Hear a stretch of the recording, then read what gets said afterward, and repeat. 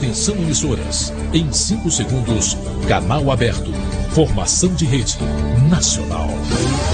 Rede Nacional de Rádio. Diariamente a gente traz para você informações, notícias, a previsão do tempo e os principais destaques da presidência, dos ministérios e dos demais órgãos do governo federal. Boletim Rede Nacional de Rádio.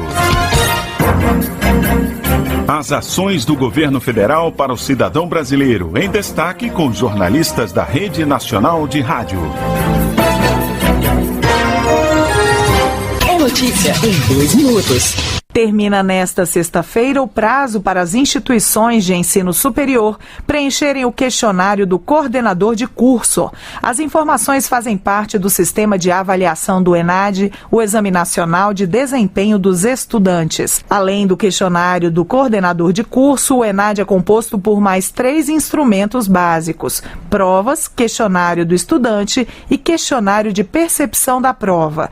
As provas deste ano foram aplicadas no dia 14 de novembro para quase 370 mil estudantes que estão se formando em mais de 8 mil cursos. Os dados do ENAD são utilizados na elaboração de políticas públicas e melhoria do ensino superior. Mais informações em gov.br/INEP.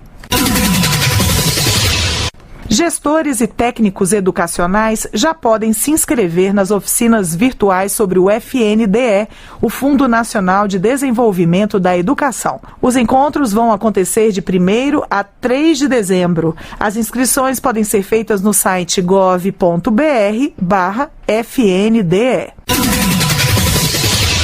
E nesta sexta-feira, o Ministério do Desenvolvimento Regional promove um seminário online com participantes da região norte sobre o Plano Nacional de Habitação. Até o dia 10 de dezembro, serão promovidos encontros regionais que vão servir de base para o planejamento e a implementação da política habitacional nas próximas 2 décadas. Confira a programação dos debates em gov.br/MDR. Da Rede Nacional de Rádio em Brasília, Ana Pimenta. É notícia em 2 minutos. Enem 2021, se liga na dica. Vai fazer as provas do Enem? Então, nos dias do exame, não deixe de levar sua caneta esferográfica de tinta preta fabricada em material transparente, o seu documento de identificação válido, além de máscaras de proteção contra a Covid-19. Todos esses itens são obrigatórios. Fique atento e boa prova. Se liga na dica, uma produção da Rede Nacional de Rádio. O ministro das Comunicações, Fábio Faria, participou de cerimônia de apresentação da nova portaria de classificação indicativa realizada pelo Ministério da Justiça e Segurança Pública nesta quarta-feira. A norma regulamenta o processo classificatório para programas exibidos em espetáculos públicos, TV, rádio, cinema, jogos eletrônicos, aplicativos, jogos de interpretação e estratégia, conhecidos como RPG, e serviços de streaming. A portaria entra em vigor em 3 de janeiro do ano que vem. Para Fábio Faria, houve um grande avanço em temas como liberdade e classificação indicativa, mas ainda é preciso avançar. O governo preza pela liberdade de expressão.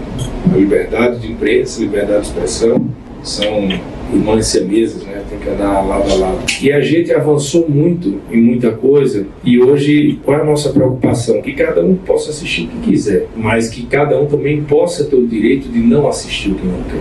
A análise da classificação indicativa é baseada na incidência dos critérios temáticos violência, sexo e nudez e drogas e determinam as faixas etárias para as quais não se recomendam as obras produzidas. A classificação para efeito indicativo é a informação definida pelo MJ aos pais e responsáveis e tem natureza pedagógica e informativa, capaz de garantir o conhecimento prévio para escolher diversões adequadas à formação de seus filhos, tutelados ou curatelados. Os responsáveis pela obra também podem indicar a idade adequada para o público em caráter provisório, devendo substituir pelas informações definidas pelo MJ em até 5 dias após a publicação da análise no Diário Oficial da União e notificação. As empresas devem ainda informar se a obra foi classificada pelo órgão responsável ou houve autoclassificação prévia. Como pai, Fábio Faria destaca o papel dos pais na supervisão dos conteúdos expostos às crianças. Hoje a gente colocar um celular na mão de uma criança é colocar uma arma. Você tem que ter muito cuidado. Eu estou falando isso porque eu passo por isso todos os dias. Eu tenho 3 filhos pequenos, 2, 3 e 7. E assim, o que mais assusta antigamente uma criança é brincar na rua, né? Hoje em dia o celular. É daqui que vão sair as ideias, daqui que vão sair os projetos, daqui que vão sair as normas. Então eu quero me colocar à disposição, como comunicações também, que é totalmente transversal e sinérgico com esse tema, para que a gente possa trabalhar juntos. De acordo com o ministro das Comunicações, as evoluções tecnológicas exigem mudanças muito rápidas nos processos de classificação. Por isso, a importância dessas revisões periódicas. A nova portaria, por exemplo, prevê que as obras de exibição única, como as que são realizadas ao vivo, shows musicais e aquelas conhecidas como especiais, não podem passar por autoclassificação e devem ser submetidas para análise prévia do MJ. Outra determinação aponta que as autorizações de acesso a cinemas e espetáculos públicos não recomendados para menores de 18 anos só poderão ser feitas pelos responsáveis quando os adolescentes tiverem idade igual ou superior a 16 anos. Do Ministério das Comunicações, Natália Borges. As regras trabalhistas estão mais simples. Depois de uma revisão completa em 1000 normas da legislação, com a participação da sociedade, o governo federal chegou a 15 atos, que agora estão em sintonia com a evolução da sociedade brasileira. O secretário de Trabalho, Luiz Felipe Batista de Oliveira, explica. As normas tratam de carteira de trabalho, aprendizagem profissional, registro profissional, vale transporte, entre outros assuntos. É menos burocracia e mais agilidade para o trabalhador. Governo Federal. Pátria Amada, Brasil.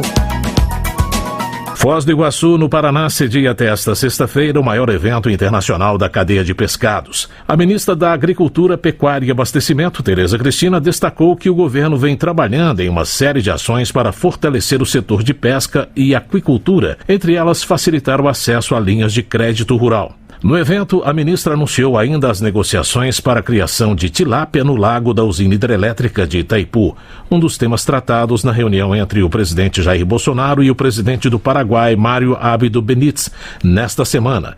Dados da Agência Nacional de Águas mostram que a capacidade de produção de peixe no reservatório da usina é de 400 mil toneladas por ano. Atualmente, o cultivo de tilápias em tanques no reservatório de Itaipu não é permitido pela legislação do Paraguai. Da Rede Nacional de Rádio em Brasília, José Carlos Andrade. Alô, alô, meu amigo, minha amiga radialista. Eu, Maurício Rabelo, estou passando para te dar um recado importante. A Rede Nacional de Rádio é sua parceira de todo dia. Lá no site é só clicar e baixar tudo de graça para a sua emissora. Já são mais de 10 milhões de acessos e você faz parte dessa conquista. Vai lá em Rede Nacional de Rádio tudojunto.com.br e aproveita. É conteúdo que vai longe. Rede Nacional de Rádio, a maior rede de rádios do país. O Dia Nacional do Doador Voluntário de Sangue é celebrado nesta quinta-feira, dia 25 de novembro. Por ano são realizadas cerca de 3 milhões e 300 mil doações de sangue no Brasil. Isso corresponde à taxa de doação de 16 pessoas por 1.000 habitantes. Mesmo que o percentual de 1,6% esteja dentro dos parâmetros recomendados pela Organização Mundial da Saúde de que pelo menos 1% da população seja doadora de sangue, o Ministério da Saúde trabalha constantemente para aumentar esse índice e conscientizando mais pessoas para serem doadores regulares, mantendo assim os estoques de sangue em níveis seguros. Com a aproximação das festas de final de ano, é necessário aumentar o volume do estoque, para que não haja falta de sangue em dezembro, período em que há uma queda da coleta. No Brasil existem 32 hemocentros públicos, sendo pelo menos um em cada estado, bem como outras instituições que recebem doadores de sangue e ajudam a manter os serviços de saúde abastecidos. As pessoas entre 16 e 69 anos podem doar sangue. Para os menores entre 16 e 18 anos, é necessário o consentimento dos responsáveis.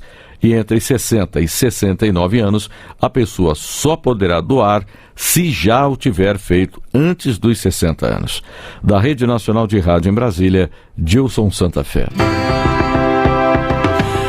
Educação, saúde, agricultura. Com a chegada do 5G no Brasil, todos os setores vão passar por uma transformação digital.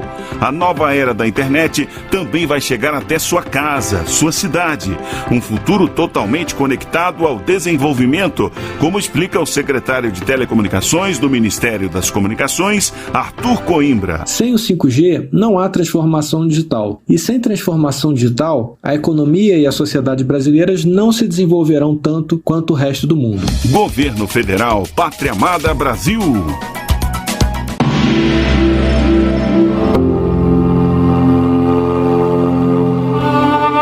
Com a ascensão de Adolf Hitler ao poder nos anos 30, a Alemanha adotou práticas mais diretas de discriminação contra judeus.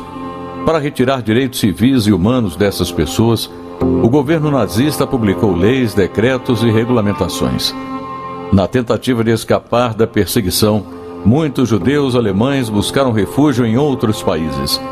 Mas isso não os livrou da ação do nazismo. Em 25 de novembro de 1941, o 11º decreto da Lei de Cidadania do Reich determinou que todo judeu que vivia no exterior não podia mais ser cidadão alemão e perdia a nacionalidade. Além disso, com a perda da cidadania, as propriedades seriam confiscadas pelo governo alemão. O Estado criou escritórios regionais para administrar os bens domésticos deixados para trás, incluindo os daqueles que foram assassinados nos campos de concentração. Propriedades e itens pessoais foram leiloados, vendidos ou distribuídos conforme a vontade do governo. Os primeiros decretos da Lei da Cidadania do Reich entraram em vigor 6 anos antes, em 1935. O texto definia que somente pessoas de sangue ou ascendência alemã podiam ser cidadãos da Alemanha. Dessa forma, os judeus eram considerados súditos do Estado. Não importava se já tinham se convertido a outra religião. Era considerada a prática religiosa dos avós. De acordo com a Enciclopédia do Holocausto, mais de 340 mil judeus deixaram a Alemanha e a Áustria entre 1933 e 1945. Quase 100 mil refugiados acabaram mortos ou deportados depois que os países em que estavam sucumbiram ao domínio dos nazistas. Muitos escolheram a América para uma nova vida. Mais de 100 mil partiram para os Estados Unidos. A Bolívia recebeu cerca de 20 mil imigrantes judeus.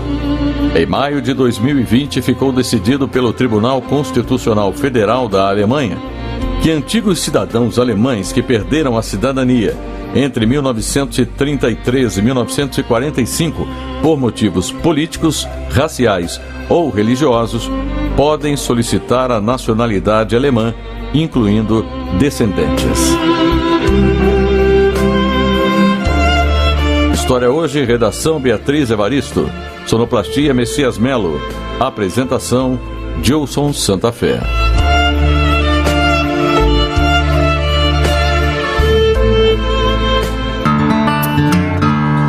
Olá, ouvinte! Os solos são recursos naturais muito importantes para a atividade agrícola. Eles são os maiores reservatórios de carbono da natureza e possuem papel fundamental na redução das mudanças climáticas, por causa da sua capacidade de sequestrar o carbono e estocá-lo de forma segura. Mas, como são ao mesmo tempo fonte sumidouro de carbono, quando mal manejados, os solos emitem gás carbônico na atmosfera, contribuindo para o aquecimento global. Por isso, é preciso cuidar muito bem dos solos de sua propriedade, fazendo a cobertura vegetal a maior parte do ano para manter a umidade necessária e evitar perdas por degradação e erosão. Embrapa, agricultura movida à ciência. Previsão do tempo para esta sexta-feira, 26 de novembro. Centro-Oeste. Campo Grande, em Mato Grosso do Sul, tem nesta sexta-feira pancadas de chuva e trovoadas isoladas, com temperatura entre 23 e 32 graus. A umidade relativa do ar é em torno de 45% a 80%. O município de Colniza, no Mato Grosso, festeja aniversário com chuva, trovoadas isoladas e temperatura marcando entre 23 e 33 graus. A umidade do ar é de 55% a 100%. Norte. Porto Velho, em Rondônia, fica com tempo nublado, chuva isolada e temperatura indicando entre 24 e 31 graus. A umidade relativa é 31 graus. A umidade do ar fica entre 40% e 90%. Sudeste. Belo Horizonte, em Minas Gerais, tem muitas nuvens com possibilidade de chuva e os termômetros marcando entre 16 e 31 graus. A umidade relativa do ar é de 40% a 100%. Tremembé, em São Paulo, faz aniversário nesta data, com previsão de chuva e trovoadas isoladas, com temperatura mínima de 20 e máxima de 33 graus. A umidade do ar oscila entre 40% e 100%. Você ouviu a previsão do tempo para esta sexta-feira, 26 de novembro, com informações do INMET, o Instituto Nacional de Meteorologia, da Rede Nacional de Rádio em Brasília, América Mello. Previsão do tempo na Rede Nacional de Rádio.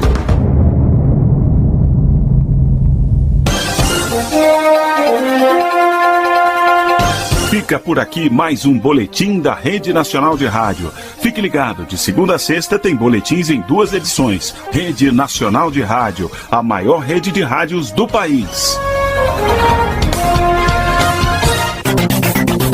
Você está ligado na Rede Nacional de Rádio, a maior rede de rádios do país.